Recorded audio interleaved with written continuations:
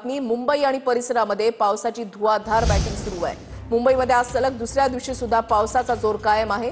मुंबईला आज red alert मिळाला असून पावसाची धुवाधार बॅटिंग सध्या सुरू आहे। अंधेरीतल्या विरा देसाई मार्गावर सलग दुसऱ्या दिवशी सुद्धा पाणी साचलेलं आहे। मरीन लाईन परिसरामध्ये थेट जाणार आहोत। विनायक डावरुंग आमचे प्रतिनिधी आमच्या सोबत आहेत। विनायक, काय स्थिती?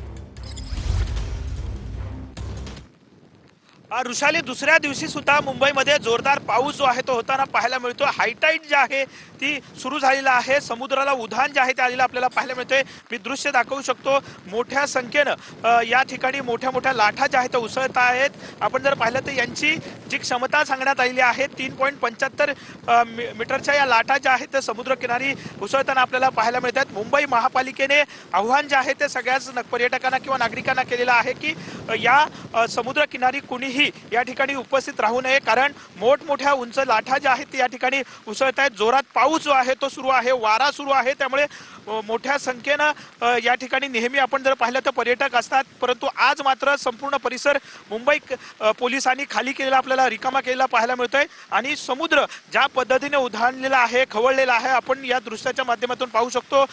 कालपासून मुंबई शहरात मोठ्या संख्येनं पाऊस पडतोय, मोठ्या सरी पडत आहेत। अनेक भागात पाणी साचलेल्याची स्थिती आपल्याला पाहायला मिळते आणि सध्या समुद्राची स्थिती आपण पाहू शकतो। मोठमोठ्या लाटा ज्या आहेत त्या या क्वीन्स लेकवेस वरती उधळताना आपल्याला पाहायला मिळत आहेत। ऋषाली, नक्कीच धन्यवाद विनायक दिलेल्या सविस्तर माहितीसाठी।